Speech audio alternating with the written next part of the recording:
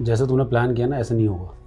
और सबसे पहली कैजुअलिटी आपको प्लान ही होता है, even in operation also, even real life also. उनको भी ये चीज़ सिखाई जाती होगी। उनको ट्रेनिंग कहाँ पे मिलती है? उसी एरिया में ट्रेन करते हैं? उनका क्या है कि वो इतनी ट्रेन नहीं होते जितने हम ट्रेन होते हैं। बस उनके पास एडवांटेज ये होता है कि they know terrain better than us.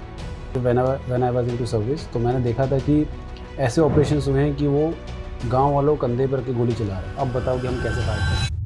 कि जो भी ऑपरेशन होता है ना, उसमें प्रोबेबिलिटी उतनी रहती है कि हाँ इसमें एनकाउंटर होगा, बट यू नेवर नो किस में होगा। हमें लगा गाँव वाले से पूछा, उसको छोड़ दिया, वही जाकर फिर पीछे से फायर कर देता है। ब्रह्मोस मिसाइल चला था अभी जब हमने अटैक किया था पाकिस्तान के ऊपर। उधर से वीडियोस भी आई थी कुछ पाकिस्तान से कि भाईजान नूर खान बेस पे गिरा है। क्या लगा आपको देख के, कैसा फील हुआ?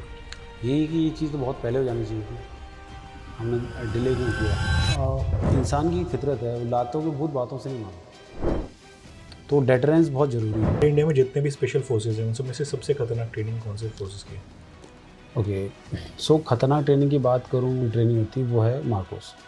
यस, कितनी खतरनाक हो सकती है ट्रेनिंग उनकी? यार उनकी ट्रेनिंग 1.5 साल चलती है। ट्रेनिंग थोड़ा सा कम हल्का, मतलब इतना ज़्यादा रिग्रेस नहीं होता, बाय द टाइम रिग्रेस होता जाता है। क्या ऐसा होता है इंक्रीजिंग ऑर्डर में? घंटा, कोई इंक्रीजिंग डिक्रीजिंग ऑर्डर नहीं होता, वहाँ एक ही ऑर्डर होता है। डे 1 से कोई इंक्रीजिंग ऑर्डर होता तो पहले दिन कोई 2.5 घंटे प्लान करवाता है, पहले दिन कोई नकल लगवा देगा नहीं कि साहब आपके ये मजबूत करने। हम कहा साहब ये तो बता दूँ मजबूत करके होगा क्या? कह रहा साहब जितना बोला जाए उतना करो। कोई ऐसा किस्सा? ये हमारी लगी पड़ी है, तुम्हें किससे मज़े आ रहे थे। जस्ट गिविंग एग्जांपल, किसी ने थप्पड़ मार दिया तो मैं उसको थप्पड़ नहीं मारूंगा, मुझे अपने वीआईपी को बचा के जेल ले जाना है। उसको तो देख लेंगे, उसको और बहुत लोग हैं देखने के। जितने आपने वीआईपीज को डील किया है, वो जितने को प्रोडक्शन दिया है आपने, सबसे ज्यादा वायलेशन कौन करता है SOP? Raj Sharan sir, welcome to the invisible middle show. We are very lucky to have you here. बहुत बहुत शानदार लग रहे हो आप देखने में भी, और जो भी हम बात कर रहे थे, मैंने आपको बताया ना बहुत क्यूट लगते हो आप पॉडकास्ट में। लेकिन आज आप यहाँ पे हो, हमारे साथ बैठे हैं, सारी बातें करेंगे, आपके एक्सपीरियंसेस के बारे में समझेंगे। कि आपको हंसी क्यों आ रही है सर? मुझे लग रहा है क्यूट बोल रहा है। whether I should take it as a compliment or what? नहीं यार, this is complement for you. अच्छा चलो, बहुत अच्छे लगते हो सर आप, बहुत अच्छे लग भी रहे हो। And the purpose of this show, the invisible middle, to know, जैसे जो आपकी जर्नी रही है, बहुत सारी ऐसी चीजें रही होंगी उसमें जिसके बारे में हम लोग को नहीं पता चलता, आम पब्लिकों को नहीं पता लगता, जो घरों में बैठे हैं, जो शायद बॉर्डर पे कभी नहीं जाएंगे, जो शायद उस नक्सल वाले एरिया में कभी पैर भी नहीं रखेंगे, पता भी नहीं लगेगा कितने जवान वहां तैनात हैं या कितने नक्सली मारे गए, उनको पता नहीं लगेगा कि बॉर्डर पे कितने लोग इन्फिल्ट्रेट हो गए भारत में आ रहे हैं। उन सभी को कुछ ना कुछ पता लगे हमारे स्पेशल फोर्सेस के बारे में, किस तरीके के ऑपरेशंस वो डेली बेसिस पे कर रहे हैं, कितना खतरा उनके लाइफ में हमेशा बना रहता है, और कितनी जाबाजी के साथ वो लड़ रहे हैं। सो आज सारा कुछ जानेंगे आपसे। Welcome to the invisible middle. Thank you Ashu, I hope I can call you Ashu, right? Yes sir. Thank you, and let's see how things unroll. एंड पता नहीं आपका जोश ज़्यादा है मुझसे। हाउ द जोश? मेरा, आपका ज़्यादा हाई है, मेरा ठीक है। नहीं सर, मुझे लगता है कि आप जो एक्चुअली ना, एक कहावत है, गहरा पानी जो होता है ना वो शांत होता है बहुत। अच्छा, समंदर जहां बहुत ज्यादा गहरा होता है ना, आप देखोगे किनारे किनारे पे ना जो लहरें हैं वो बहुत ज्यादा तेज उठती हैं, और जहां पे गहराई ज्यादा होती है बहुत शांत होता है उस जगह। तो आप किनारा हो, मैं किनारा हूँ, आप एकदम मरियाना ट्रेंच हो। नहीं, got it, thank you. Okay sir, x cobra, x NSG, x grey hound, इतने सारे एक्सपीरियंसेस है ना, मुझे लग रहा है एब्सोल्युटली आपके पास इतना कुछ होगा बताने के लिए आज की मज़ा आ जाएगा। सबसे पहली बात तो सर, इंडियन आर्मी की बात करें या फिर इंडियन स्पेशल फोर्सेस की बात करें, ये ऐसी सर्विसेज है इंडिया में जिसको सर्विस बिफोर सेल्फ हम लोग ज़्यादातर उसी ब्रॉड कैटेगरी में हमेशा से देखते हुए आए हैं। What you have learn from this service? Army ने आपको क्या सिखाया है, या फिर इन स्पेशल फोर्सेज ने आपको क्या सिखाया ऐसा जो लाइफ में आपको लग रहा है कि दिस इज द बेस्ट जो भी मैं सीख सकता था? Okay, one of the lesson जो मैंने सीखा है कि टाइम आने पर आप एक्ट करेंगे वो ज़्यादा बेटर है, ताकि उससे क्या है कि आप अपनी तैयारी दुरुस्त रख सकते हैं। अब हो सकता है टाइम अनुकूल ना हो चीज़ों के, तो उस time things are going south, अगर इस टाइम आपने अपना कूल और काम खो दिया तो जो आप रिजल्ट्स के एक्सपेक्टेशन कर रहे हैं वो ना हो पाए। So this is one of the lesson. और बाकी एक जो मुझे लगता है कि I think it's more of a mindset कि छोड़ना नहीं है, हार नहीं माननी है, करना है, वो वाली चीज़ है शायद। तो नेवर गिविंग अप।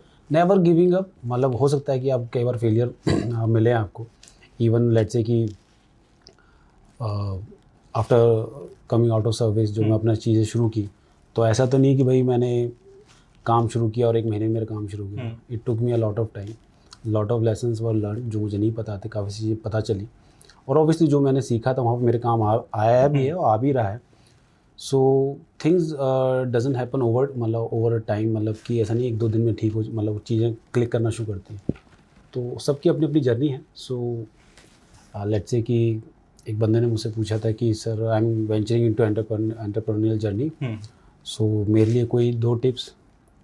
तो मैंने एक तो वही बोला कि भाई फर्स्ट ऑफ ऑल जैसे तूने प्लान किया ना ऐसा नहीं होगा। सबसे पहली कैजुअलिटी आपको प्लान ही होता है, even in operation also, even real life also. मतलब मैं ये नहीं कहता कि आपको जो टारगेट है वो नहीं मिलेगा, टारगेट तो मिलेगा, पर जो आपने रास्ता चूज़ किया था A to B जाने का, हो सकता है वो आपको बजाय A to B तो जा रहे हो, बाय C जाओगे, D जाओगे, E जाओगे, दैट इज़ डिफरेंट थिंग। वो स्टेप वो रहता है। तो you should prepare for each and everything, और आपको पता होना चाहिए वो सब क्या है। और दूसरा, सही चीज़ों में टाइम लगता है, तो बी पेशेंस। ये नहीं कि मैंने 2 बार ट्राई कर लिया अब नहीं हो रहा। तो 2 मेरी टिप्स उसके लिए ये थी। बट आप जिस बैकग्राउंड से आप आ रहे हो ना, मतलब लेट्स इमेजिन आप किसी नक्सलाइट एरिया में हैं, आपकी तैनाती है, अब सर्टेन ऑपरेशन के लिए आपको भेजा गया है, वहाँ पे आप ये नहीं कह सकते एक बार हुआ तो ठीक, नहीं तो दूसरा चांस नहीं मिलेगा। नहीं, मतलब वहाँ पे मैं आपको बताऊँ मैं किस सेंस में बात कर रहा हूँ। लेट्स से मैं ऑपरेशन करने गया, मुझे सक्सेस नहीं मिली, मैं दूसरी बार जाऊँगा, तीसरी बार जाऊँगा। जो आप देखो ना कि मैंने करीब 250-300 ऑपरेशंस किए हैं, सक्सेस मुझे 3-4 ऑपरेशंस में मिली है। ओके, बाकी ऑपरेशंस वैसे ही होते हैं, मतलब you have to keep on looking. कब राम मिले तो वो आपको वेट करना है। हो सकता है पहले ऑपरेशन राम मिल जाए या 100वें में मिले। मतलब 3-4 ऑपरेशन में ही आमना सामना हुआ है, हाँ, बाकी में मिले ही नहीं है। मिले ही नहीं है। हाँ, ज़्यादा टाइम ये रहता है। 5 ऑपरेशन। ओके, 5 ऑपरेशन में आपका आमना सामना हुआ नक्सलाइट से। राइट। ओके, सिर्फ सबसे खतरनाक क्या था एम्बुश? कौन सा एम्बुश था और कहाँ पे हुआ था? नहीं, एम्बुश नहीं हो पाता। हाँ, ये कह सकते हो हमने सो कॉल्ड एम्बुश कर दिया था, जिसमें ऑपरेशन में हमने 6 लोग, मतलब एक कंबाइंड ऑपरेशन में हमने मारे थे। तो उसमें एक अनप्लान्ड और एकदम इम्प्रॉम्प्टू टाइप्स एम्बुश हो गया था, हमने किया था। वो नहीं कर पाए थे बिकॉज हमने उनको घेर लिया था, फिर हमने मारा था। सो वो एम्बुश था। बट टू बी फ्रैंक यार, जिस तरीके से हम चलते हैं और जो हमारा टैक्टिक्स है काम करने का, मॉडस ऑपरेंडी है, यूजुअली हम वो एम्बुश में नहीं फंसते हैं। अनटिल अनलेस जो एम्बुश हो सकता है वो आईडी वाला एम्बुश जरूर हो सकता है कि मैं am forgetting the name of that district, वो गया में है, एक जंगल है वहाँ पर कोबरा की टीम्स के ऊपर आईडी में एम्बुश, मतलब आईडी एम्बुश टाइप्स हो गया था। उसमें चेन में आईडी डेटोनेशंस हुई थी, तो उसमें एक पूरी टीम उसकी चपेट में आ गई थी। तो उसके बाद भी आप देखो कि उसमें 3-4 लोग शहीद हुए थे और 8-9 को इंजरी हुई थी। उसके बाद उन लोगों ने एनकाउंटर किया है, लोग मारे हैं।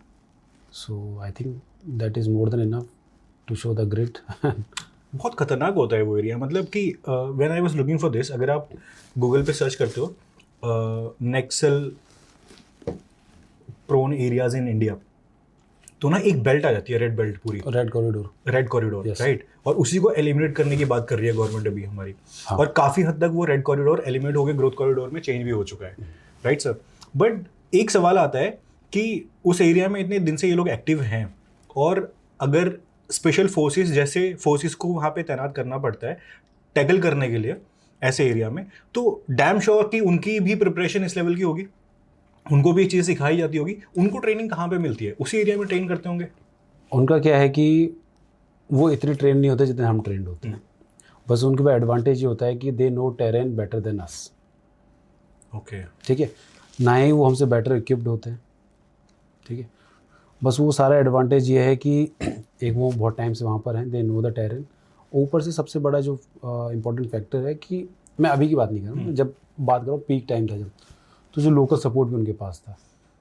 मैंने जब when I was into service, तो मैंने देखा था कि ऐसे ऑपरेशंस हुए हैं कि वो गांव वालों कंधे पर के गोली चला रहे हैं। मीन्स कि इधर कोबरा इधर फायर कर रही है, उधर से गांव वालों के खड़ा करके आगे दे आर फायरिंग। हाँ, अब बताओ कि हम कैसे फायर करें। और यहाँ से अगर एक भी गोली गांव वालों को लग गई तो मतलब चलो लग जाए वो ठीक, पर वो हमारा फिर कोलेटरल वो हो जाता है ना, डैमेज है। मतलब वो फिर ठीक नहीं लगता कि बिकॉज कि आपको उनको मारने के लिए आपने वहाँ एक मरा, आपने 10 गांव वाले लुढ़का दिए, तो दैट डजंट लुक गुड।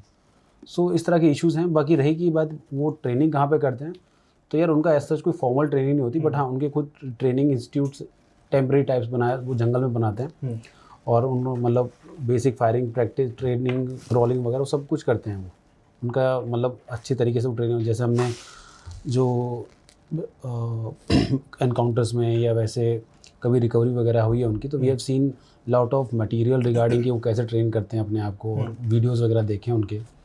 तो नॉर्मल पेड़ों में जंगलों में उन्होंने बना रखा होता है, उसी में वो ट्रेनिंग कर रहे होते हैं। फायरिंग की बहुत ड्राई प्रैक्टिस वगैरह करते हैं। जैसे हमारी ट्रेनिंग क्या होती है, 3 महीने की एकदम इंटेंसिव ट्रेनिंग होती है, तो उनका शायद उतना उस लेवल इंटेंसिव नहीं रहता, बिकॉज ना तो उनके पास इतने रिसोर्सेज है, ना ही उनके पास इतना एम्यूनिशन है ताकि वो फायरिंग कर सकें, इतना फायर में कर सकें। तो है उनके पास एक्सपोजर, बट उस लेवल का नहीं है। आपके पास हाईटेक सारे एम्यूनिशंस होते होंगे, हाईटेक आपके पास जितने सारे गन्स हैं वो आपके पास होते होंगे, लेकिन उनके पास कितने हाईटेक वेपन्स होते हैं? हाईटेक मैं ये कहूँगा कि जो उनके पास जो सबसे जो उनका जो कमांडर टाइप्स लेके घूम रहा होता है, उनके पास होते हैं AK-47 मैक्स AK-47, उसके नीचे फिर SLR और इंसास रहता है, फिर और भी नीचे जाते हैं तो फिर भरमार टाइप्स रहती हैं, देसी टाइप्स, और उस टाइप में भरमार कट्टे नहीं, थोड़ा मतलब डिसेंट, मतलब देसी टाइप्स भी होते हैं, भरमार बोलते हैं उसको। अच्छा, नाम ही है भरमार? हाँ, नाम उनका वो है, भरमार है, तो वो रहता है। तो वेपन प्रोफाइल में ऐसा कुछ नहीं। बाकी बीच में हमने देखा था कि जब मैं उधर जब सर्व कर रहा था कि छत्तीसगढ़ में उन्होंने वो बनाया था, क्या बोलते हैं, जैसे हम वो CGRL वगैरह यूज़ करते हैं, राइट, जो कंधे पर के फायर करते हैं, देखा होगा CGRL, रॉकेट लॉन्चर होता है। आप रॉकेट लॉन्चर नाम से जानते हैं, बट उसको CGRL बोलते हैं उसको।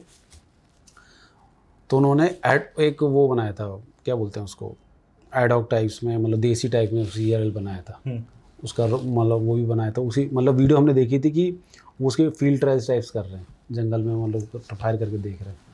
बट वो ऐसी चीज़ें हैं कि भाई वो वहीं पर भी फट जाती हैं। वो कंधे पे फट गई? हाँ, ओह माय गॉड। बिकॉज वो ऑर्डिनेंस वाला नहीं है ना कि उसमें प्रॉपर वो मैकेनिज्म वगैरह, वो जितनी उनकी नॉलेज है उस हिसाब से वो बना रहा है, और ना ही उनके पास रिसोर्सेज है। तो फिर भी मैं तो ये कहूँगा कि उनका वो देखो ना कि वो इस लेवल तक सोच रहे हैं कि उन्होंने ये भी बनाया है, CGRL बनाया है, मोटार भी शायद बनाया था, और मशीन गन्स भी होते हैं उनके पास? नहीं, मशीन गन नहीं, मशीन गन के लिए बहुत एम्यूनिशन चाहिए, क्योंकि नज़दीक में पड़ता है बांग्लादेश, वहाँ से भी लेके आ सकते हैं लोग बॉर्डर के थ्रू।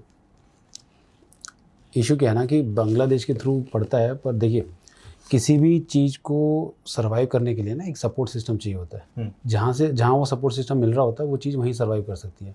अब बांग्लादेश में सपोर्ट सिस्टम नहीं होगा तो वो वहाँ से जहाँ कितना भी नज़दीक पड़ रहा है उससे फ़र्क नहीं पड़ता।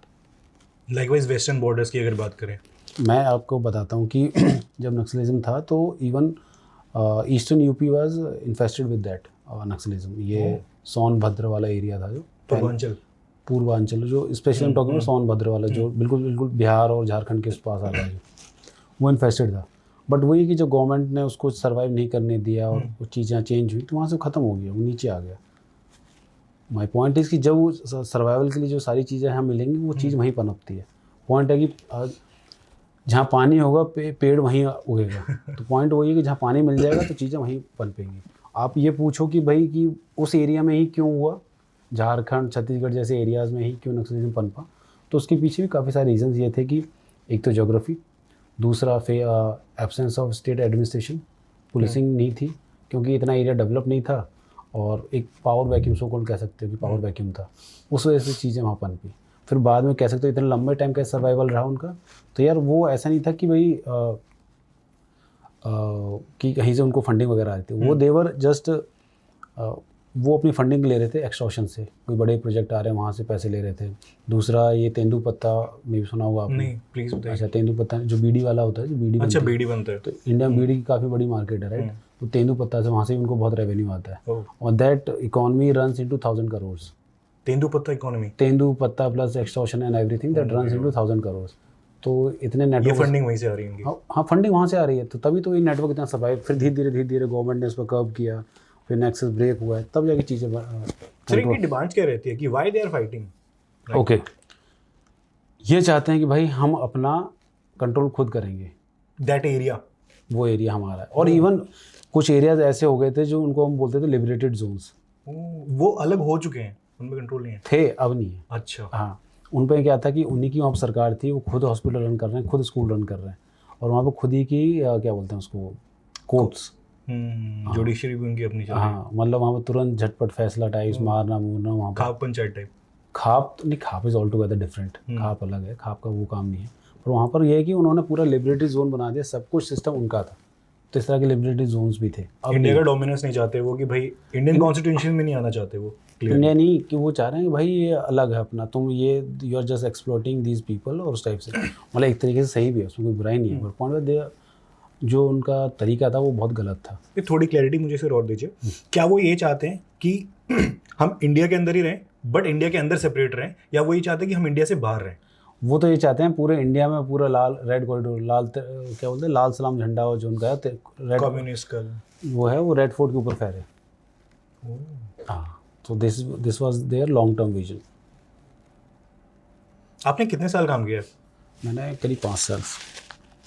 ब्लैक कोबरा में, राइट। आपने 5 साल काम किया उस एरिया में।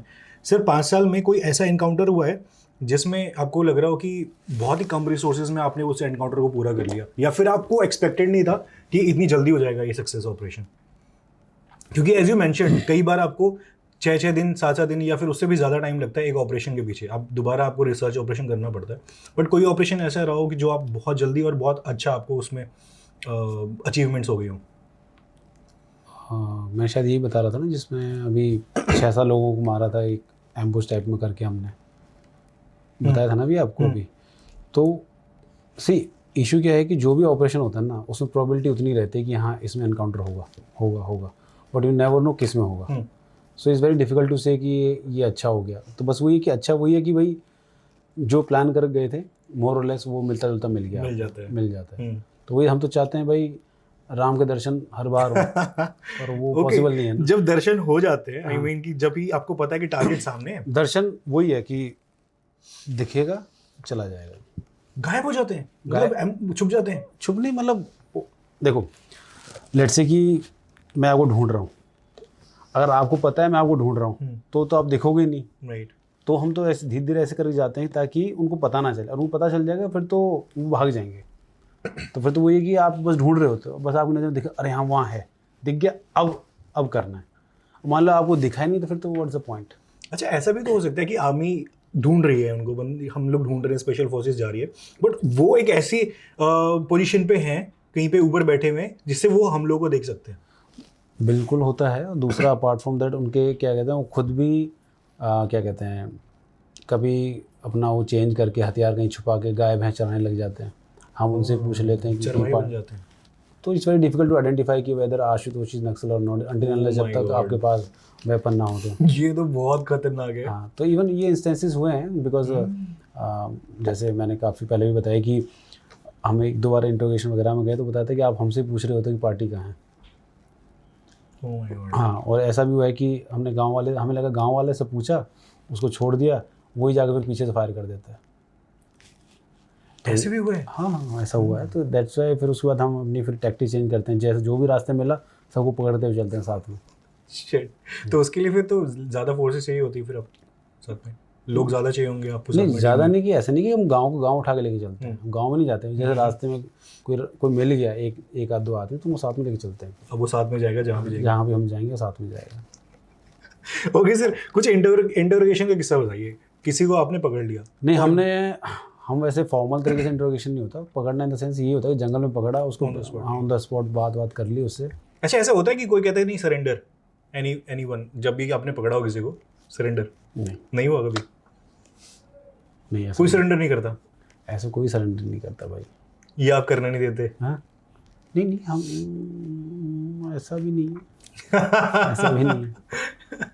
ऐसा कभी नहीं हुआ? नहीं, ऐसा नहीं हुआ कि कोई आएगा अपने हथियार छोड़ दो ना। हम जनरली कहते हैं, आर्मी को भी देखते हैं, सुनते हुए कहते हुए सुनते हैं कि अपने हथियार छोड़ के बाहर आ जाओ, हम कुछ नहीं करेंगे। यार ये यूजली ना आपने मूवीज़ में देखा होगा शायद। नहीं, रियल कॉम्बैट भी एक आधा आया है कहीं से, वो कश्मीर के साइड से कहीं से आया था। कश्मीर साइड से उसमें क्या होता है कि वो that is a protocol, okay. That is SOP और रूल्स ऑफ एंगेजमेंट आपको फॉलो करने होते हैं। बट इशू क्या, जब when you are into combat ना, जहाँ पर ये हिसाब किताब चल रहा था, यार वहाँ क्या अनाउंसमेंट करोगे आप? अनाउंसमेंट करो वो आपको पेल देगा, नहीं समझे? It's a fight about survival. Either you kill or you get killed. बस और वही है, मैं ऐसे ही उसमें पूछताछ में लगा रहा हूँ, हाँ भैया सरेंडर करना चाहते हो? इतने में किसी या और ने और चला क्या, दिया। बिल्कुल बिल्कुल। और इतने में कहीं पीछे दाएं बाएं से निकल गए, फिर मैं पेड़ पत्थरों और दीवारों से बातें कर रहा हूँ, आजा भाई बाहर आ जा, नहीं समझे? राइट। तो वो मतलब वो रूल्स ठीक हैं, बट वो सर्टेन सिनेरियोज में ही एप्लीकेबल है, हर जगह एप्लीकेबल नहीं है।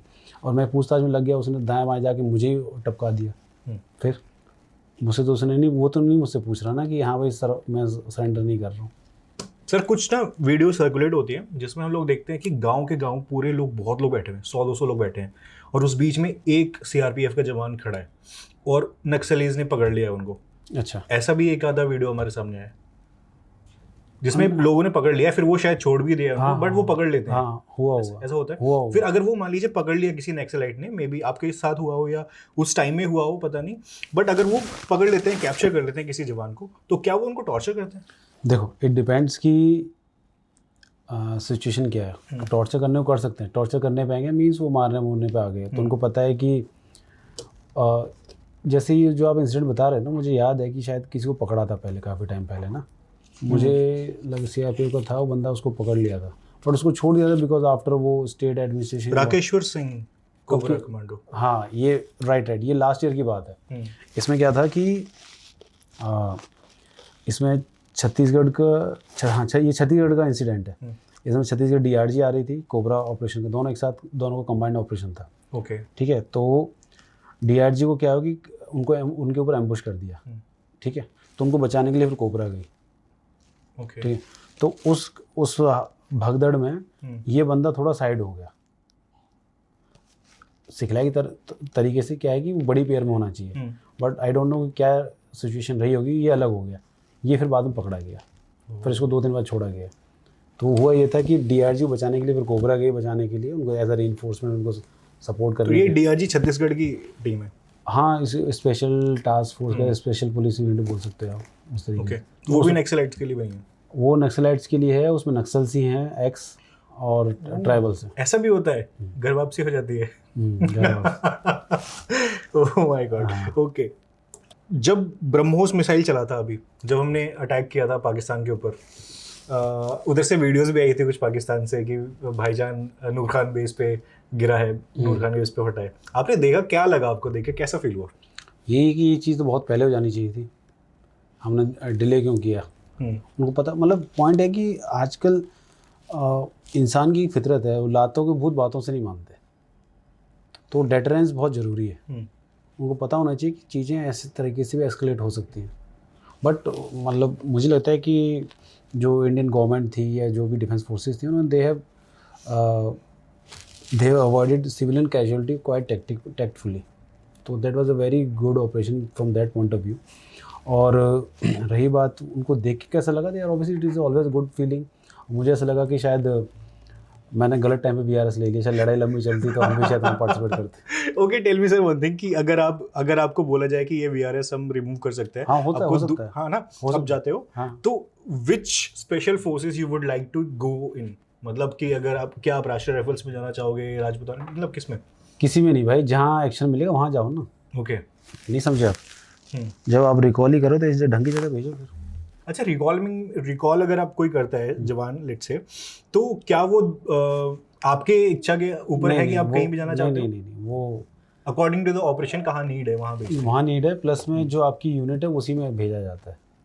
ओके। हाँ, जहाँ से आप आए हो। हाँ, पर वो ऐसा यूजुअली होता नहीं है, बिकॉज जब इतनी हमारे पास नफरी है कि हमारे तक नंबर नहीं आएगा, इतने ऑलरेडी लोग हैं, तो हमारे तक नंबर नहीं आएगा, तो वो कहता है। सर, वेस्टर्न बॉर्डर्स पे हम देखते हैं पाकिस्तान के साथ, पाकिस्तान के इंटरनल सिचुएशन पे कैसे चल रही है आप देख रहे हो। श्रीलंका में क्या हुआ, अभी बांग्लादेश में बीते दिनों क्या हुआ, नेपाल में क्या हुआ। जब चारों तरफ इस तरीके का माहौल है, तो एक्सटर्नल फोर्सेस भी बहुत ज़्यादा एक्टिव हैं इंटरनेशनली, और इंटरनली भी बहुत ज़्यादा सिचुएशन इस तरीके से कि बहुत क्रिटिकल है। आपको क्या लगता है कि इंडिया के लिए इस वक्त सबसे बड़ी प्रॉब्लम क्या है internally, whether it be external और इंटरनल, सबसे बड़ी प्रॉब्लम क्या है? इंटरनली तो काम चल ही रहा है, चलो नक्सलिज्म एक वो हो गया और जो इश्यूज उन पर चल ही रहा है, पर जो गवर्नमेंट है इंटरनली जो एंटी कह सकते हैं एंटी स्टेट फोर्सेस है उनको भी काउंटर करने के लिए लगी हुई है। ठीक है, अपनी इंटेलिजेंस यूनिट्स हैं, अपनी स्पेशल यूनिट्स हैं, वो सब लगी हुई हैं। बट ये जो सिनेरियो बन रहा है, जो एक बोल सकते हो क्या बोलते हैं इसको, रिंग ऑफ फायर टाइप, हर जगह हमारे आसपास सारी चीज़ें अनस्टेबल टाइप होती जा रही है। सो ऑब्वियसली देखो ऐसा है कि अगर आप कहीं किसी सोसाइटी में रहते हैं और आपके पड़ोसी अनस्टेबल हैं तो कहीं ना कहीं आपको दिक्कत होगी। अब देखो बांग्लादेश वाला हो गया, नेपाल वाला हो गया, पाकिस्तान वाला हो गया, तो चल पाकिस्तान को अभी साइड में करते हैं, नेपाल और बांग्लादेश का देखो, अगर वहाँ पर चीज़ें ज़्यादा ख़राब होती हैं तो सिक्योरिटी पॉइंट ऑफ व्यू से रिस्क तो है ही है। ठीक, दूसरी बात रिफ्यूजी क्राइसिस, वो इशू बन सकता है। और इसमें क्या है ना कि जो ये बांग्लादेश वाला हो गया, नेपाल वाला हो गया, ये है ना, ऐसा नहीं होता कि लोग परेशान थे या उन्होंने एकदम से कर दिया। इतनी बड़ी चीज़ करने के लिए ना, जब तक बाहर का सपोर्ट ना मिले ना तो चीज़ें नहीं हो पाती। एक्सटर्नल फंडिंग सपोर्ट कुछ भी लगा लो आप, तो वो चीज़ें ऐसे काम नहीं करती। अगर लोग कहीं एजिटेट कर रहे हैं तो एक आध डिस्ट्रिक्ट में एजिटेशन होता है। Sir do you think, can you connect this dots कि अगर आप अभी देखो, हमने अपना आकाश टेस्ट कर लिया, हमने ब्रह्मोस टेस्ट कर लिया, हमने अपना सुदर्शन चक्र टेस्ट कर लिया, राइट, हम यूएस से क्रूड ऑयल नहीं ले रहे, हम रशिया से ले रहे हैं। हाँ, तो बहुत टाइम से चल रहा है वो। हाँ, ये सारी चीज़ें हो रही है।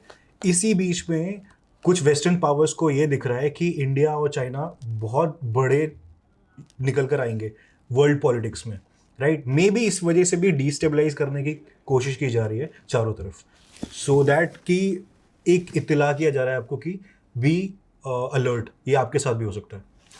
सो देखो ऐसा होता है, आफ्टर वर्ल्ड वॉर 2 एक वर्ल्ड ऑर्डर बना जिसमें US emerge as a supreme leader, undisputed types में। रशिया ने उसको चैलेंज करने की कोशिश किया बट वो चैलेंज नहीं कर पाया। यूएस ने मनमानी की, तब से वो जिसको चाहता सैंक्शन लगाता, जिसको जाकर जहाँ पेल देता, चाहे वियतनाम हो गया, अफ़गान हो गया, इराक वार हो गया, कुवैत वार वो हो गया, तो जिसको जहाँ जाके मर्जी जाके पेल रहा है, सब कुछ कर रहा है। With the rise of China, ठीक है, और मैं कह सकता हूँ इंडिया भी हो गया, सो को थोड़ा बहुत रशिया हो गया, और जो छोटी छोटी जो इमर्जिंग पावर्स हैं उनकी वजह से जो एग्जिस्टिंग जो वर्ल्ड ऑर्डर था वो टाइप्स होने लग गया। अब इशू क्या आता है कि भाई मैं पहले एक जगह राजा था, अब मेरी कुर्सी को तुम हिला रहे हो, मेरी उतनी औकात नहीं रही है, तो मैं चाहूँगा ना कि एटलीस्ट तुम्हारे लिए भी मैं एटलीस्ट कांटे बिछा के रखूँ, ताकि ये ना हो कि मेरी कुर्सी के लिए परमानेंट खतरा हो जाए। तो यूएस को खतरा ऐसा नहीं कि इंडिया से ही है, चाइना से भी है। और जो यूएस जितनी वो कर रहा है, टैरिफ लगा देंगे, वो कर देंगे। पॉइंट है कि भाई चाइना और इंडिया के बिना वो रह भी नहीं सकता। मैं तो ये कहता हूँ भाई कि जैसे इंडिया ने एंटी चाइना जो भी स्टैंस लिया था रिगार्डिंग कि भाई हमारा इंपोर्ट ज़्यादा होता है, एक्सपोर्ट कम होता है, भाई देखो तो यार हमारी उतनी कैपेबिलिटी भी तो नहीं है ना। हम तो फिर भी चाइना से इतना इंपोर्ट नहीं करते हैं जितना यूएस करता है। भाई मैं कहता हूँ तुम एकदम बंद कर दो, टैरिफ लगा रहे हो, तुम अपने पैर पर कुल्हाड़ी मार रहे हो ना। तुम चाइना रिप्लेसमेंट कहाँ से ढूंढोगे, और उसी प्राइस पर और उसी क्वालिटी पे कहाँ से लाओगे रिप्लेसमेंट? तो यार ये ऐसी चुटपुट चीज़ें नहीं होती जब, तो it take lot of time, right. यहाँ तो आप देश बदल रहे हो, तो सोचो कितना टाइम लगेगा आपको, पूरी सप्लाई चेन, लॉजिस्टिक चेन, सारा सब कुछ देखना पड़ेगा। तो वो चेंजेस ओवरनाइट नहीं होते, it takes years and years. तो हाँ, now coming back to that thing कि भाई जो वर्ल्ड ऑर्डर चेंज हो रहा है उसकी वजह से अब क्या है कि सब है ना एक डिस्ट्रेस वाले एनवायरनमेंट में रह रहे हैं। यूएस को लगता है कि मुझे खतरा है, चाइना को लग रहा है मुझे खतरा है, इंडिया को लग रहा है मुझे खतरा है। सो उस तरीके से there is a feeling of distress, और ये हमेशा से रही है, ऐसा नहीं है कि अभी कुछ हुआ है, पर यह है कि अब चीज़ें थोड़ी ज़्यादा हो गई बिकॉज वॉलेटिलिटी ज़्यादा बढ़ गई है। पहले क्या था कि एक चीज़ था, एक बंदा कमांड कर रहा था, आजकल क्या है कि इसके हाथ में भी एक बम आ गया, इसके हाथ में एक पावर आ गई है, उसके हाथ में कुछ पावर है, तो थोड़ा थोड़ा सब एक दूसरे को परेशान कर सकते हैं। तो माहौल ऐसा हो गया। नाउ क्या कहते हैं, अब नया वर्ल्ड ऑर्डर अमर्ज हो रहा है। यूएस तो अभी भी लीडर है, मैं उसकी मना नहीं कर रहा, बट वो कितने टाइम रहेगा डेट डिपेंड्स कि वो जितना फकअप मचा रहा है वो कभी टैरिफ कभी कुछ और कुछ भी अनसन चल रहा है जो भी है वो मुझे नहीं पता कितना टाइम रहेगा। बट ये है कि यूएस के जो पुराना स्टेटस को था वो अब स्टेटस को नहीं रहा, चाइना मर्ज कर रहा है। पर हाँ, चाइना की बराबर होना इंडिया भी उतना नहीं है, ठीक है, ये भी हमें थोड़ा रियलिटी देखनी पड़ेगी। तो यूएस को लगता है कि कहीं ना कहीं इन चीज़ों को दबा के थोड़ा कहीं से भी दबा के एंगेज करके कहीं से भी रखा जाए। देखिए जो डिप्लोमेसी में है और मैं कहता हूँ जियो पॉलिटिक्स में कोई ना डायरेक्ट कन्फ्रंटेशन नहीं करता कि मैं तुझे मार दूंगा वो कर दूंगा, सब इनडायरेक्ट तरीके से काम किए जाते हैं, ठीक है।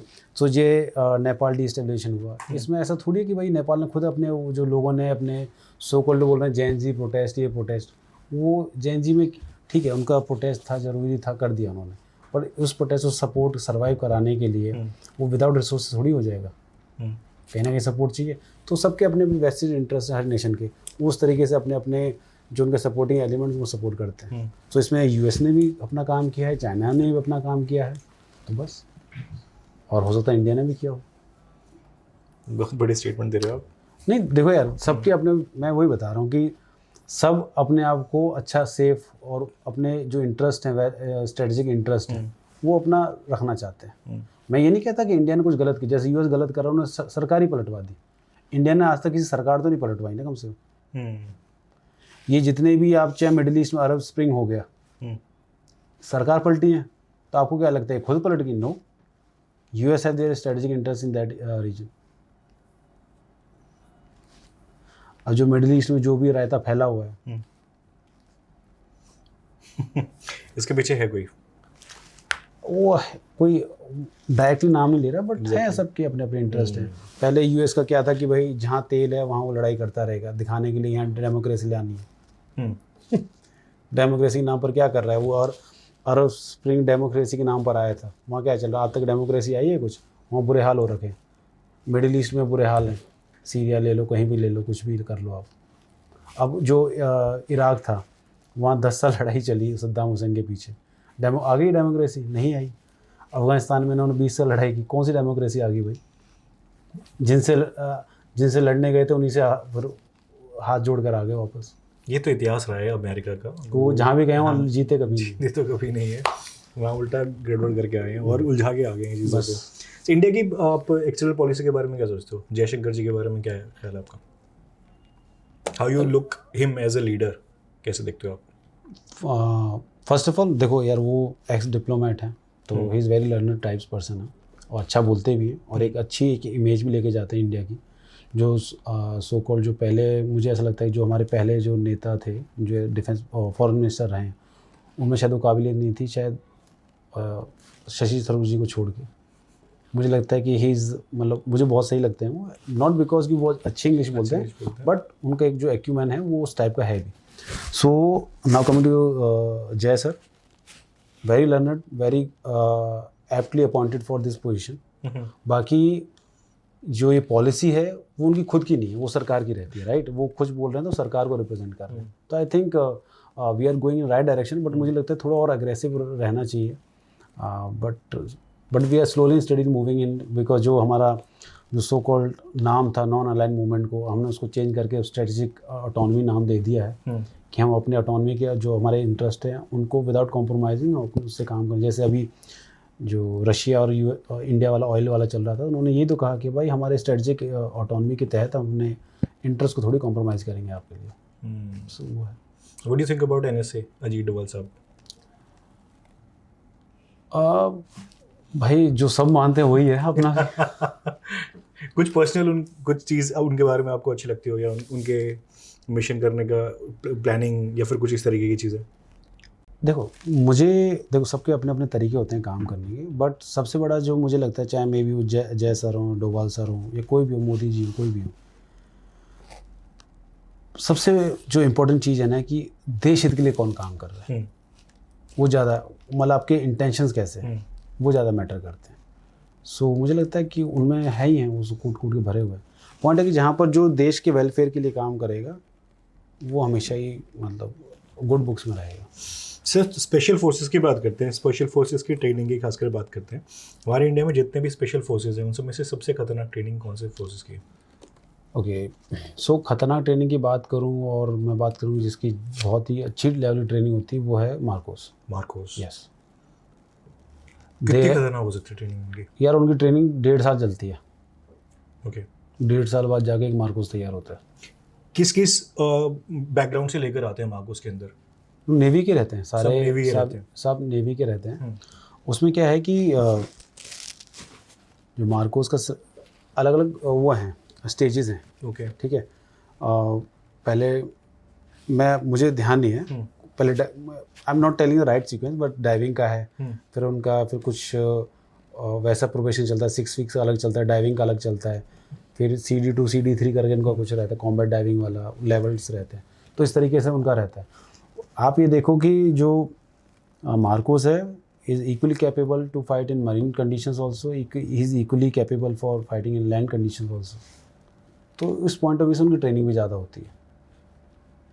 तो मुझे लगता है कि अगर मैं उस वाले एस्पेक्ट से देखूं, so they are very good and they are best, मतलब विदाउट डिसरिस्पेक्टिंग एनीवन। वो उनके इक्विपमेंट्स क्या अलग होते हैं कुछ? जनरली जो स्पेशल फोर्सेस के इक्विपमेंट रहते हैं वो जिस चीज़ों से, उनसे क्या उनके पास कुछ ऐसा अलग होता है? नहीं देखो यार, इक्विपमेंट अलग रहना वो रहना डिपेंड करता है कि आप कौन से एरिया में ऑपरेट कर रहे हैं। ओके अब मैं यार मरीन कंडीशन में ऑपरेट करूँगा तो ऑब्वियसली मुझे अलग इक्विपमेंट चाहिए होगा, मुझे बोट चाहिए होगी, मुझे कुछ वाटर प्रूफ चीज़ें चाहिए होंगी, राइट, जो मुझे वहाँ पर ना जरूरत पड़े। बट उस हिसाब से इक्विपमेंट चेंज, प्रोफाइल चेंज होता रहता है। They are capable of doing operations on both land and marine as well. They are operating also, ऐसा नहीं they are capable, they are operating also, they are operating Kashmir also. ठीक है, कश्मीर हो गया अपना, क्या कहते हैं, अंडमान हो गया, दे आर स्ट्रेटजिकली डिप्लॉयड। ये देखो जो स्पेशल फोर्सेज होती हैं, दे आर स्ट्रेटजिक फोर्सेज। ये ऐसा नहीं होता रोज़मर्रा के काम में लगे हुए, they are used whenever they are needed, उस टाइप से। तो नॉर्मल काम के लिए नॉर्मल यूनिट्स हैं, स्पेशल काम के लिए स्पेशल यूनिट्स आती हैं, तो they are like strategic assets. तो वो है। ओके, पैरा एसएफ के बारे में क्या ख्याल है आपका? Para SF is very good यार। हाउ, उनकी ट्रेनिंग कैसे अलग है? ट्रेनिंग देखो, पैरा एसएफ की ट्रेनिंग का क्या है कि उनका देखो जो उनकी रिक्वायरमेंट है उस हिसाब से उनका जो ट्रेनिंग होती है 3-4 महीने की, कोई 5 महीने करा देता है, उसके they are very apt, because जो उनका काम है वो they are doing it very wonderfully, उसमें कोई डाउट नहीं है। मैं एक्सपोजर वाइज बात करूँ तो पैरा एसएफ का एक्सपोजर ज़्यादा है मार्कोस से। ओके हाँ, बट मैं कैपेबिलिटीज़ की बात करूँ तो उनकी कैपेबिलिटीज़ ज़्यादा है मार्कोस की, बिकॉज मार्कोस तो यार अभी 1980 कुछ में रेज हुए थे, मुझे एग्जैक्ट ईयर याद नहीं, पर एसएफ तो हमारी 60s में रेज हो गई थी, तो उन्होंने बहुत ही कॉम्बैट देखा है। पैरा एसएफ वगैरह ने तो बहुत ही कॉम्बैट देखा है, तो कॉम्बैट एक्सपोजर के हिसाब से उनको ज़्यादा है। बट मैं ट्रेनिंग और कैपेबिलिटी की बात करूँ तो मार्कोस का ज़्यादा है। How was your training started? आप ओटीए से बात करते हैं, लाइक स्टार्टिंग फ्रॉम ओटीए आपने डिफरेंट, क्योंकि जैसे आप एनएसजी में भी आए, वहाँ पे भी फिर आपने ट्रेनिंग ली होगी, राइट? आप हर जगह जहाँ भी आपने सर्व किया उससे पहले डेफिनेटली ट्रेन किया जाता होगा, डेफिनेटली उस टेरेन के लिए। सबसे डेडलीस्ट ट्रेनिंग आपकी कहाँ हुई थी? या देखो, जो प्रोफेशन होते हैं ना सारे बेकार ही होते हैं, ठीक है, बेकार ही होते हैं उनमें, मतलब वो एक गाना है ना, मेरी नींद मेरा चैन मुझे लौटा दो, तो वाला हाल रहता है सभी का। हाँ, सभी का, हर एक में ये रहता है कि आप बस चल रहे हैं, लगे पड़े हैं। अब बीइंग अफसर आपकी थोड़ी रिस्पॉन्सिबिलिटी बढ़ जाती है कि आपको थोड़ा अलर्ट भी रहना है कि आपको चीज़ें एग्जीक्यूट करवानी है। तो बस फायरिंग चल रही है, फिजिकल इवेंट्स हो रहे हैं, जंगल एक्सरसाइज चल रही है, या कोई दूसरी एक्सरसाइज चल रही है, एनएसजी में आगे तो रूम इंटरवेंशन चल रहा है, या हिट स्टैक में लगे हुए हैं, या किल हट में चले गए, वहाँ जाके वो प्रैक्टिस कर रहे हैं, या कुछ किसी ने गड़बड़ कर दी, कोबरा में गड़बड़ कर दी तो रात को पहाड़ पर भेज दिया, ऊपर जाओ झंडा उतार के लेके आओ।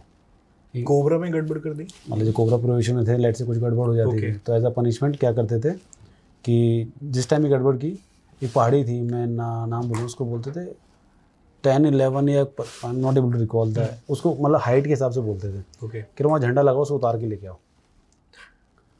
भाई उस पर चढ़ना महाभारत है, पहाड़ी पे पूरा चढ़ के जाना। नहीं अच्छा, वैसे नहीं, कोई ऐसे नहीं कि बहुत कोई बड़ी ऊंची पहाड़ी है, मतलब हार्डली, अगर मैं एरियल डिस्टेंस बात करूं पहाड़ी का, तो टॉप टू जो उसकी जो फुट हिल है उसका होगा अराउंड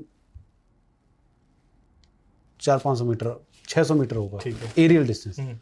भाई उसमें चढ़ा ही नहीं जाता, पूरी रात लग जाती चढ़ने में, इतनी उसमें वो क्या कहते हैं, अंडर ग्रोथ हो रखी होती है ना, कि आप नेविगेट ही नहीं कर पाते हो, ऐसे ऐसे घूमते घूमते पूरी पहाड़ी की परिक्रमा लग जाती है उसकी। और शाम को गए तो सुबह झंडा लेके आते हो फिर आप। वो अकेले जाना पड़ता है? अकेले नहीं, पूरी टीम जाती है। पूरी टीम जाती हाँ, है। उसमें ये है कि फिर अब पूरी टीम साथ में भी आनी चाहिए। अच्छा, एक ने गड़बड़ की तो पूरी टीम हाँ जाएगी? हाँ, ये नहीं प्रसाद एक को मिलता है, पूरी टीम को मिलता है प्रसाद। तो ओके। हाँ। और लेट होने का क्या है पनिशमेंट? देखो यार, लेट हो या कुछ भी हो, गलती गलती है। तो पनिशमेंट का हिसाब है उस्ताद की मूड के ऊपर। उसने तुम्हारे घुटने छिलवाने हैं, कोहनी छिलवानी है, या तुम्हारे पैरों का खून सर में लाना है, वो उसकी मर्जी है। उनका डिसीजन है। वो उनका डिसीजन है। बाकी स्टार्टिंग में जब कोबरा प्रोबेशन करने जाते हैं तो नक्कल्स पर पुशअप लगाने होते हैं। ओके। तो उसमें डर लगता था, बिकॉज वहाँ पर ना वो नहीं है। आप कभी जाओगे तो बेलगांव साइड आप देखोगे कि मिट्टी लाल है एक तो, और छोटे छोटे पत्थर होते हैं उसमें। ओके। तो वहाँ पे ऑर्डर्स क्लियर हैं कि आपको बैंड बोला है तो बैंड नकल्स पे होगा। नकल्स में ये 2 वाले, ठीक है, 2 वाले। ये नहीं कि आपने पूरा हाथ लगा लिया। हाँ, 2 वाले, प्लस में घास नहीं आनी चाहिए नीचे हाथ के। चाहे आपको फॉर्मेशन तोड़ के कहीं उल्टा लगना पड़े, वहाँ घास नहीं होनी चाहिए आपके हाथ के नीचे। सड़क चल जाएगी और वो ग्राउंड चल जाएगा, पर घास नहीं होनी चाहिए। तो पहले उससे डर लगता था, पर वो 2, 3, 4 हफ्ते बाद उसकी आदत पड़ जाती है। तो फिर और एक्सरसाइज शुरू हो जाती है। पैर ऊपर, सर नीचे, और क्या कहते हैं,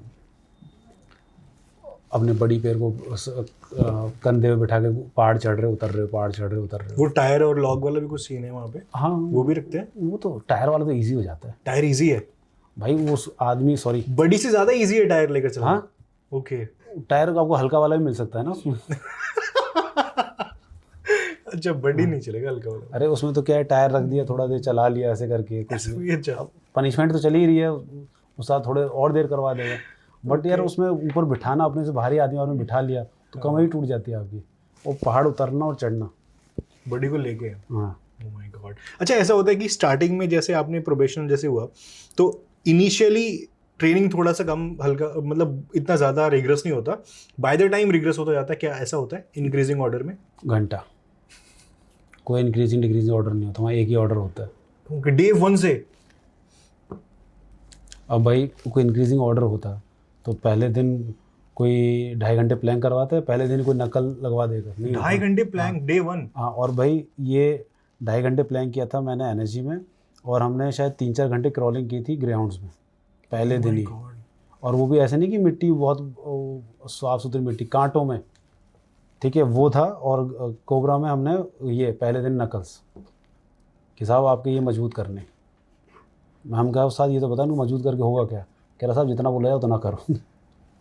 अच्छा। हाँ, तो ये हमारे, मैं बता रहा हूँ, ये काले पड़ जाते हैं, ये पूरे ना काला। और उन्होंने बोला था कि ये काला पड़ गया ना, ये काला पड़ गया तो मैं आपकी रात काली कर दूंगा। इसी पे जोर आना चाहिए दोनों पे। हाँ, ये नहीं होनी चाहिए, इस पे टच भी नहीं होना चाहिए, मतलब कि आपका जो भी बॉडी वेट है। हाँ, वो इन दोनों पर। Oh my God. तो फिर कुछ ऐसे भी होते होंगे वहाँ पे कि कहते होंगे बस हो गया मेरा, अब नहीं हो रहा, ऐसा हुआ है कभी? हाँ, होता है, वो हर तरह, देखो हर तरह का आदमी जाते हैं, चले जाते हैं। अब बिकॉज यार इसमें से ब्लड आना शुरू हो जाता है। मतलब जैसे मैंने किया, एक बार लगा दिया मैंने, चलो जितना आप करना तो कर लिया, ठीक है। मैं बोलो खड़े हो जाओ, हाथ झाड़ लो, अब दोबारा हो जाओ, बाप रे बाप। वो पहला कोई आप झेल लो, कोई दिक्कत नहीं, उसके बाद असली रायता तो तब फैलता है जब बोलते हैं ना हाथ झाड़ लो, ये आपने कर लिया, ठीक है ठीक है, और अब फिर लगो। अच्छा, मतलब एक बार पोजीशन ले रखी है तो ज़्यादा इजी होता है कि उसमें और करवा लो आप, कोई दिक्कत हाँ, नहीं। और करा लो, मैं यही करता रहूँगा उस टाइम से। कह आप खड़े हो जाओ, हाथ झाड़ लो, आपको लगेगा चलो गए छोड़ दिया, कह आप दोबारा हो जाओ। ओके। और क्या हुआ है? कुछ ऐसी ट्रेनिंग में इसी तरीके को और कोई ऐसा किस्सा? ये हमारी लगी पड़ी है, तुम्हें किससे मजे आ रहे थे? नहीं सर, ऐसे एक्चुअली लगता है कि मेंटल स्ट्रेंथ कितनी हाई हो जाती है ना लोगों की इसी आर्मी में ही। फिर जब इस तरीके की ट्रेनिंग आपको मिलती है तभी तो आपका वो एटीट्यूड बनता है ना कि नेवर गिविंग अप वाला एटीट्यूड, क्योंकि आप पहले दिन तोड़े जा चुके हो। अब आपको सामने से क्या मिलेगा? जो भी मिलेगा इससे छोटा ही लगता है। हाँ, ये कह सकते हो। बट जैसे ये जो मैंने पहाड़ी वाला बताया, इसमें ये है कि अगर आपने खाना खा लिया तो लकी हो, नहीं तो खाना फिर सुबह मिलता है फिर। और आपको सिर्फ पानी की बोतल लेके जानी है और कुछ नहीं। बारिश हो गई, दैट्स योर हेडेक। और कोई प्यासा मरा दैट्स योर हेडेक, कोई गुम हो गया तो आपको ढूंढ के लाना है, तो ये चल रहा होता है। You are in energy sir, आपने बहुत ही करीब से देखा है अपने security of chief ministers right of UP. तो उसमें अगर बाई चांस अगर आप किसी चीफ मिनिस्टर की सिक्योरिटी में अब हैं, और क्या ऐसा कभी हुआ है कि आपको अलग से थ्रेट आए हो? मतलब मुझे? हाँ, कि भाई सिक्योरिटी में है। नहीं मतलब मुझे थ्रेट आया हो? हाँ, वाइल सिक्योरिटी। नहीं इस तरीके से नहीं नहीं। ऐसा नहीं। तो जहाँ पे भी मूवमेंट होनी होती है चीफ मिनिस्टर्स की, लेट्स से कोई भी, लेट्स से योगी जी की मूवमेंट होनी है, तो उस तरीके में आप रेकी करते हुए जाते हो पूरे एरिया का, या वो टीम अलग होती है? अच्छा, सो यार देखो, जब भी कोई मूवमेंट वगैरह प्लान होता है ना, तो उसकी एडवांस में सारे काम किए जाते हैं, एक मॉक ड्रिल टाइप्स में होता है। तो ऐसा नहीं है कि भाई अनप्लान्ड होकर चल दिया, अनप्लान्ड इंसिडेंसेस भी होते हैं, but that comes under security वॉलेशन, कि भाई ऐसा अनप्लान्ड कुछ हो गया, उस वजह से नहीं हो पाया। तो उसमें काफ़ी सारे SOPs को फॉलो किया जाता है, काफ़ी सारे नेसेसरी प्रिकॉशंस लिए जाते हैं, तब जाके ये मूवमेंट्स होते हैं। बिकॉज इसमें क्या होता है ना कि आप इंडिपेंडेंटली काम नहीं कर रहे होते, you have to coordinate with multiple agency, state police हो गई और भी काफ़ी सारी चीज़ें रहती हैं इन्वॉल्व, तो उनको बहुत सारी चीज़ें ध्यान रखा जाता है। सो तो जब आप एज अ CSO काम कर रहे होते हैं तो आपको you have to take look after multiple things and multiple agencies, ताकि मूवमेंट कोऑर्डिनेट कराना है या कोई इवेंट कोऑर्डिनेट कराना है। So it's I will say कि मे बी अभी शायद मैं उस डिफ़िकल्टी साथ नहीं बता पा रहा हूँ कि कोऑर्डिनेशन करने में और चीज़ें कोई गड़बड़ ना हो जाए। बिकॉज इशू क्या है, गड़बड़ ये भी होती है कि लेट्स से किसी चीज़ को VIP को आना है और वहाँ पे वो चीज़ होनी चाहिए, और 1 मिनट आगे पीछे भी होगी, वो भी गड़बड़ होती है। लेट्स से VIP का गेट यहाँ आके यहाँ गाड़ी रुकनी चाहिए, तो गाड़ी वहीं पर ही रुकनी चाहिए। मैं एक एस्पियोनेज स्टोरी पढ़ रहा था, मुझे एग्जैक्टली मैं सब कुछ डिटेल नहीं बताऊंगा कहाँ पे किसके क्या, मुझे नाम वाम सब पता है, मैं आपको ऑफ द कैमरा बता सकता हूँ। उसमें मैंने ये सुना था कि स्नाइपर ने अपना शॉट लिया था, रेडी था बिल्कुल लेकर, एंड इस तरीके से इतनी बारीकी से प्लान था कि जब गाड़ी आई ना, जो टारगेट था, टारगेट की गाड़ी जब आती है और बम्पर से अगला टायर ऊपर जाता है, नीचे आता है, पिछला टायर जैसे ऊपर आता है ना, गोली चलती है, एग्जैक्टली सेम पॉइंट पे ऊपर आता है, गोली चलती है, फिर वापस। इस तरीके से प्लान था।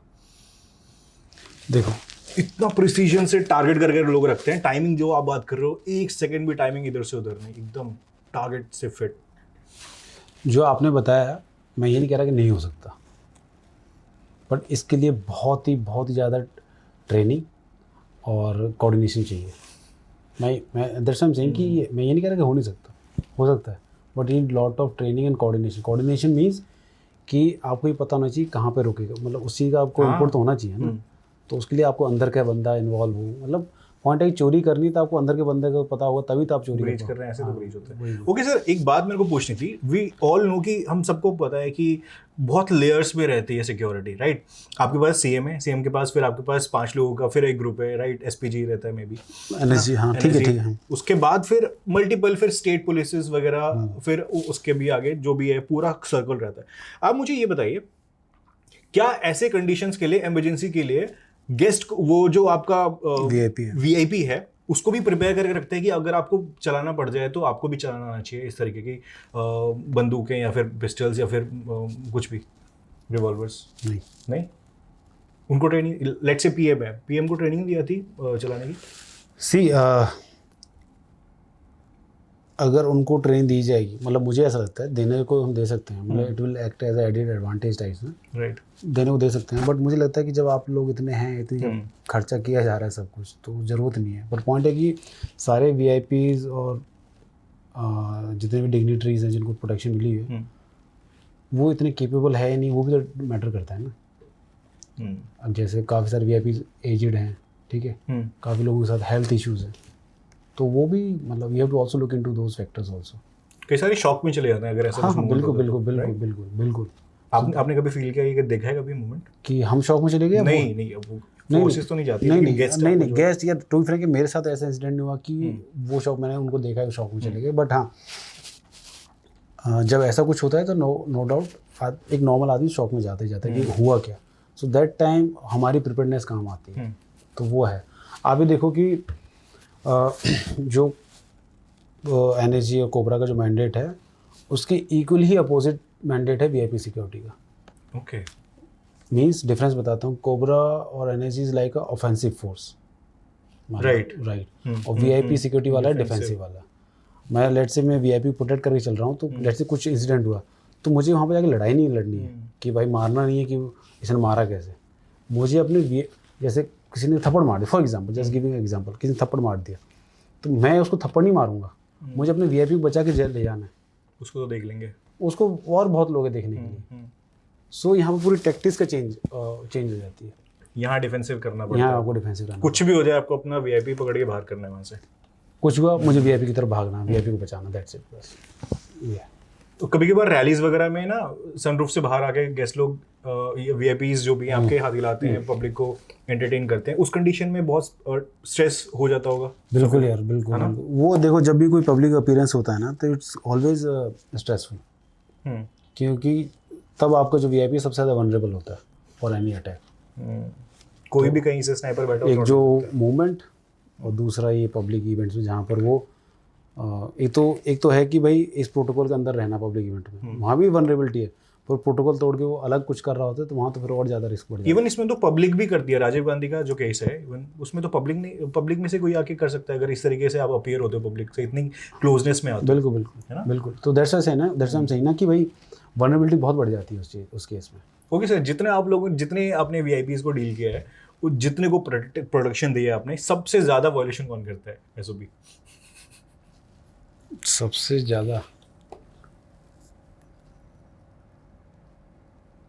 ज़्यादा एसओपी वायलेट किया हो, पब्लिक अपीयरेंसेस में क्लोजनेस प्रॉक्सिमिटी और ज़्यादा बड़ी हो, हाथ मिलाया हो लोगों से, आपने मना किया हो फिर भी लोगों के बीच में गए हो। देखो इशू क्या है कि हमें मतलब एक बात समझनी चाहिए कि जो भी वीआईपी हैं सारे पॉलिटिकल लीडर्स हैं, तो पॉलिटिकल लीडर्स लोगों के बीच में नहीं जाएंगे, तो वो है तो एक वो फैक्टर है, वो इस वजह से बीच में जाते हैं। यार उनको पता है इसलिए कि भाई मैं बीच में जाऊंगा तो खतरा है मुझे, बिकॉज इसलिए मुझे प्रोटेक्शन मिली हुई है।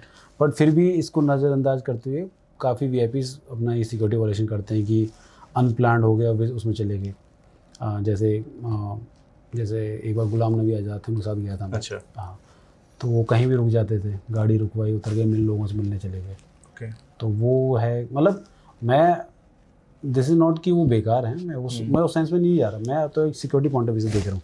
तो वो है जो अपने अखिलेश जी हैं, वो भीड़ में घुस जाते हैं तो वो तो उनकी भीड़ में तो सारे यूथ ही रहता है उनके में, तो वो बड़ा हरकुलियन टास्क हो जाता है उनको फिर भीड़ में से निकाल के लाना, मैनेज करना सब कुछ, तो वो है। सर ऐसा क्यों है कि स्पेशल फोर्सेस में ओनली देयर आर मेन, वहाँ पे वुमेन क्यों नहीं है? ओके, मैं एक चीज़ बताता हूँ। इवन जो हमारी ट्रेनिंग में हमारे बैचमेट्स भी थे, लेडी ऑफिसर्स भी थी, उनके फिजिकल स्टैंडर्ड्स अलग थे, हमारे अलग थे। राइट। ठीक है, चलो वो बेसिक ट्रेनिंग थी, वहाँ एक्सेप्टेबल है। बट स्पेशल फोर्सेस में तो यार काम तो सबको एक जैसा ही करना है।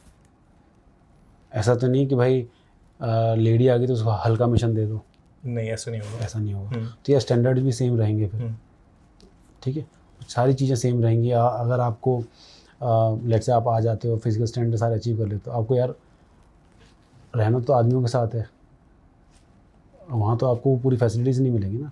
देखो यार, इसमें it's not about against women, it's more of मुझे लगता है कि बायोलॉजिकल वाला थिंग है। अगर आप उस चीज़ से ओवरकम हो या comfortable with this, you are most welcome. क्या इशू है? मतलब मुझे ऐसा नहीं लगता है कि आप स्पेशल फोर्स अगेंस्ट वुमेन, मुझे लगता है कि it's more of a mindset है, बायोलॉजिकल वाला थिंग वो ज़्यादा है। बिकॉज जो काम है उस काम के लिए कैन नॉट गेट रिलैक्सेशन कि भाई I am a lady, I am a woman, तो मुझे रिलैक्सेशन है। Do you think prisoners of war वाला एक एंगल है जिसके वजह से भी ये थोड़ा इस तरीके से देखा जाता है? मतलब मैं वो बहुत ही छोटा है, बट मुझे लगता है कि प्रिजनर ऑफ वॉर तो यार बाद में आएगा, जब आप चले जाओगे अंदर। पर जाना ही तो मुश्किल है ना, एंट्री करना मुश्किल है। आपको ना वो उसको ना सोसाइटी पॉइंट, मतलब सोशल पॉइंट ऑफ व्यू से नहीं देखना चाहिए, आपको बायोलॉजिकल पॉइंट ऑफ व्यू से देखना चाहिए। ओके। मैं सोशल वाला को कह दो, फैमिलिज्म, ये वो रायता वायता जो भी लहसुन वसन जो भी बोल रहे हैं, ठीक है ना, वो है। बट पॉइंट है कि आप है ना थोड़ा बायोलॉजिकल वाले, वो मुझे लगता है वो ज़्यादा इंपॉर्टेंट है।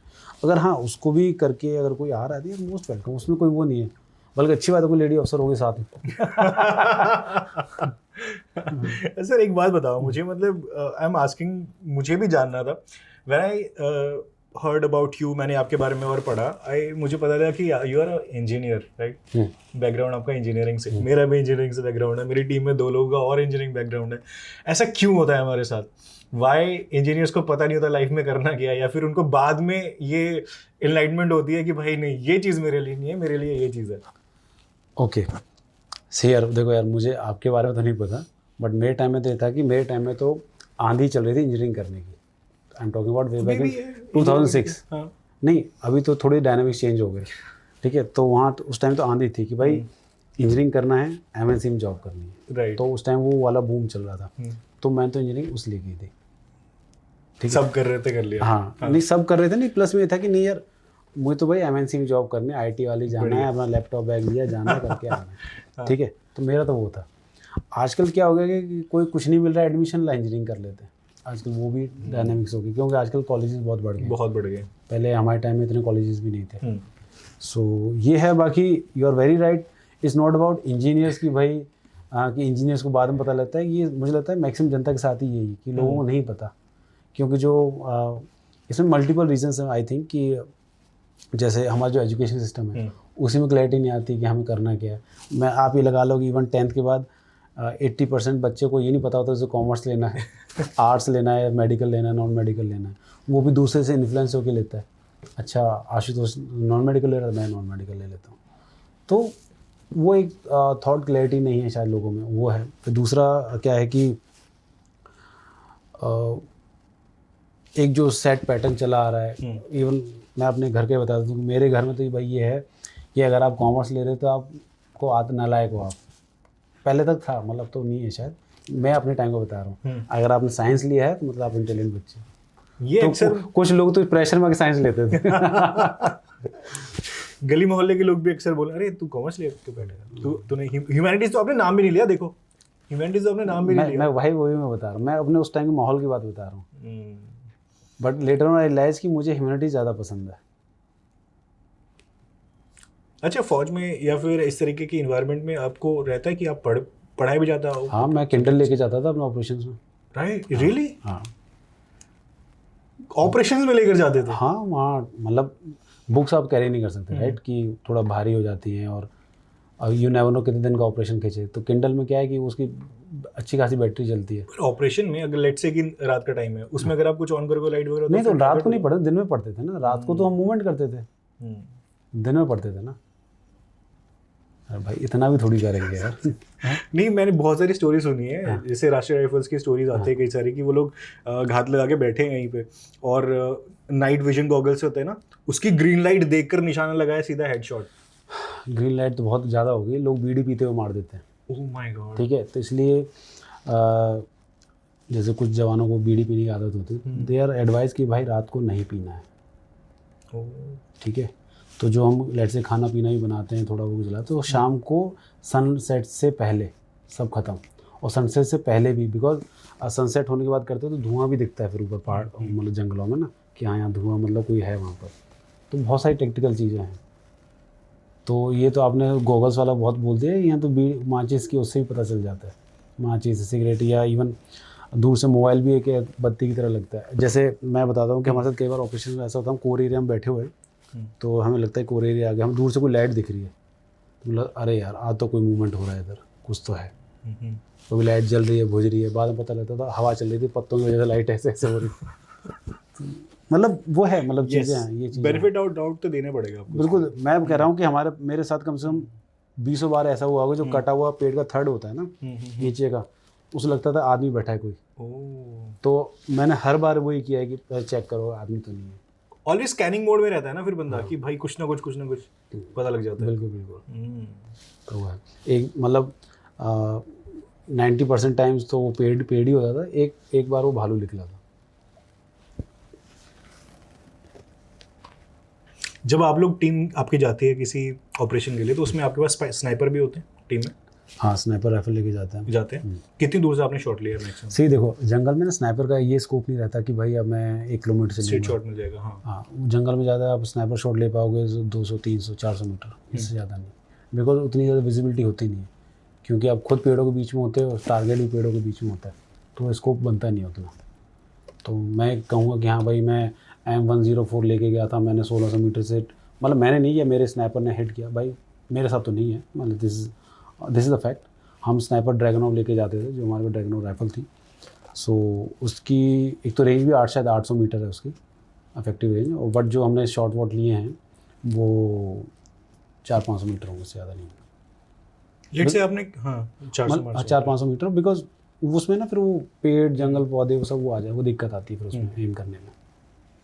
आपको कभी लगा बुलेट? नहीं। आपके साथी को?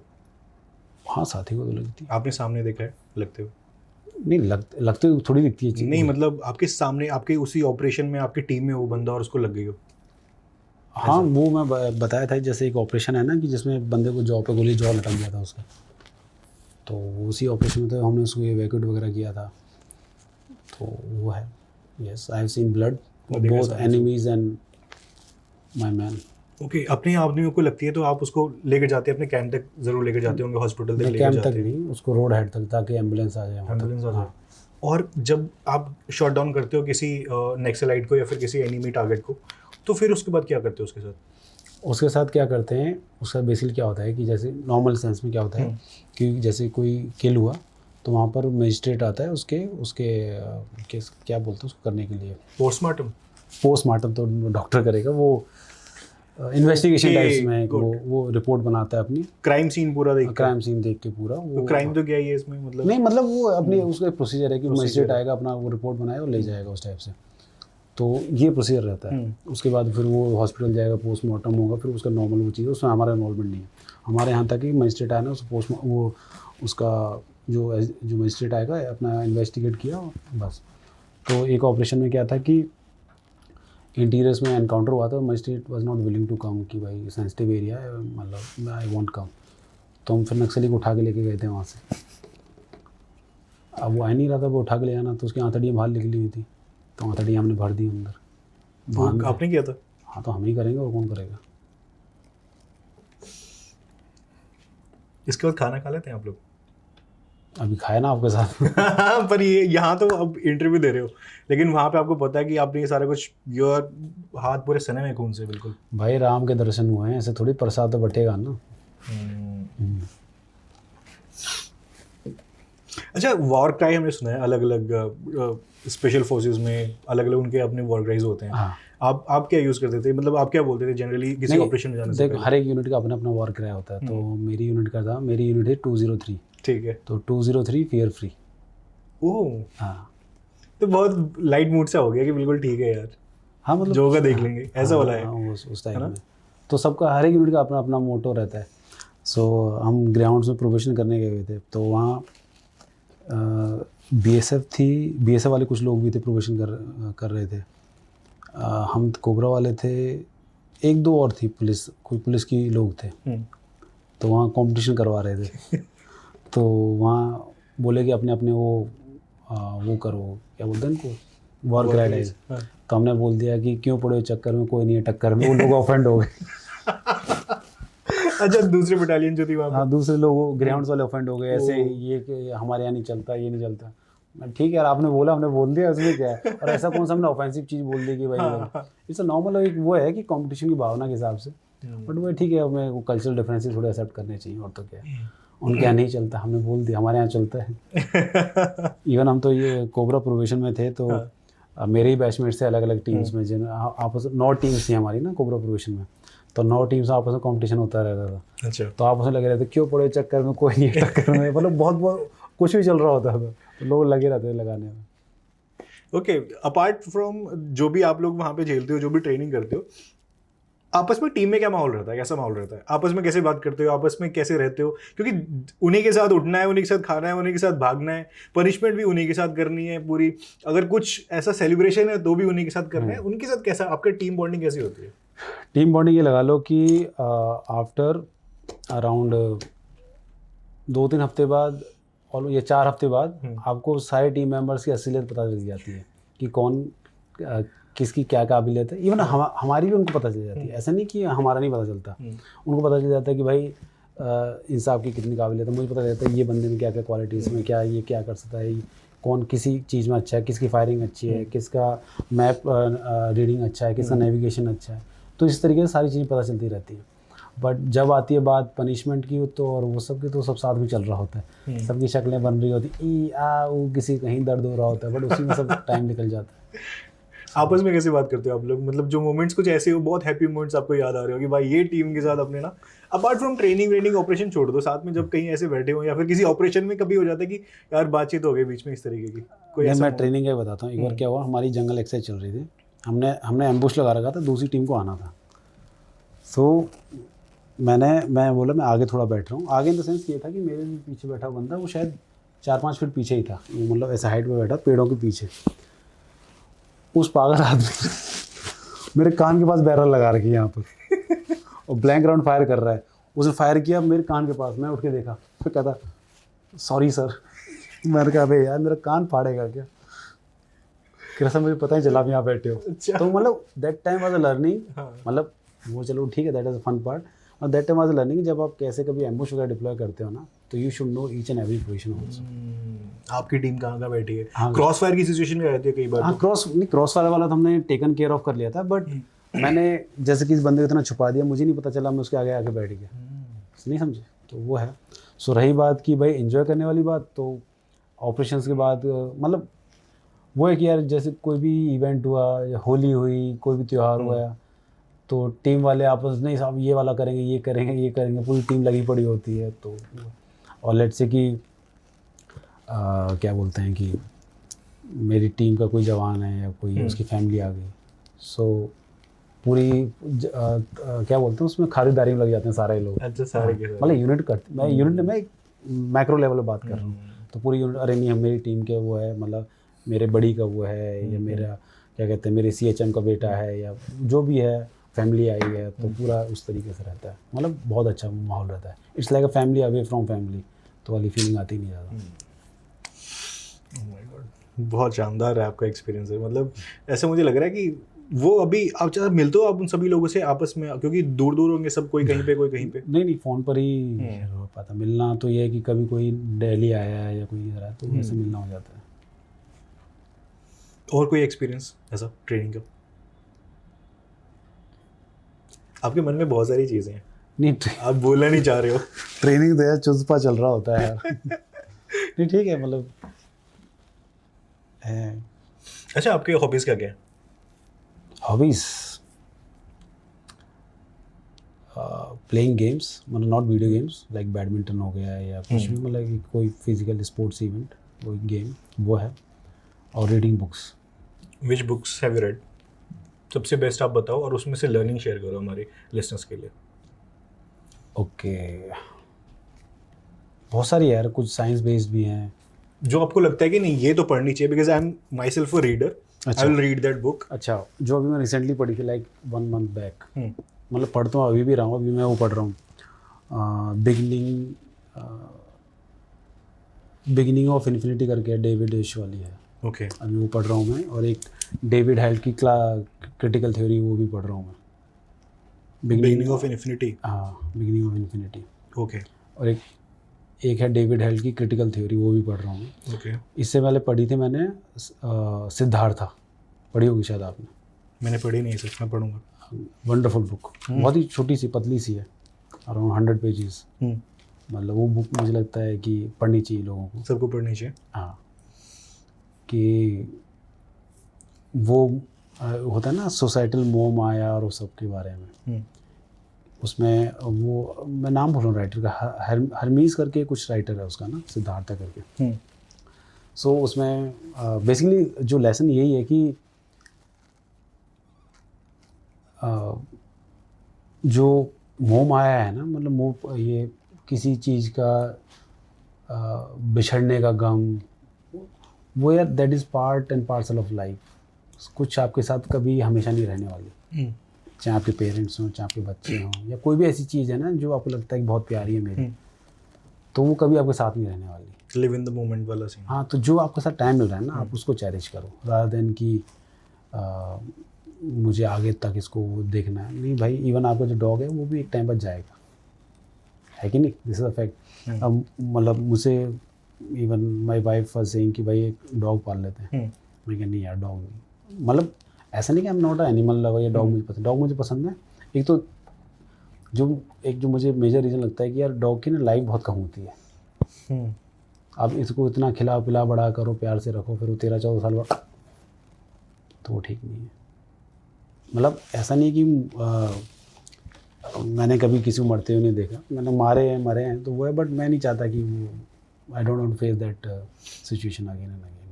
ऐसे कुछ पर्सनल भी हो जाता है क्या? अगर आपने किसी को मारा है तो वो किसी और का बडी रहा होगा तो वो कहता है यार इसने मारा है, इस बटालियन में ये बंदा है, इसने मारा था। नहीं इतना नहीं पता चल पाता यार, नहीं इतना नहीं पता वो है। तो Siddharth is a good book, I think everyone must should read this. हाँ, तो एक उसको ना वो मतलब मुझे लगता है थोड़ी एक अच्छी क्लैरिटी मिलेगी लाइफ के लिए, लाइफ के पर्सपेक्टिव में, what is life. Yes yes yes. और बाकी बहुत सारी बुक्स हैं यार, मतलब I have read lot of books. The Vinci code करके वो भी पढ़ी, मतलब बहुत सारी बुक्स हैं, मतलब मेरी शेल्फ भरी हुई है। Thank you sir, thank you for being with us, and मुझे बहुत अच्छा लगा आपसे बात करके क्योंकि ऑफ द कैमरा आप जितनी बातें करते हो, एक तो कैमरा में आप कम बातें करते हो, लेकिन स्टिल आप जैसे स्माइल करते हो ना बहुत अच्छे लगते हो। I made him laugh. Thank you sir, thank you for being. Okay बड़ी, थैंक यू, मुझे बहुत अच्छा लगा थैंक यू आपसे बात करके। It's pleasure talking to you, thank you.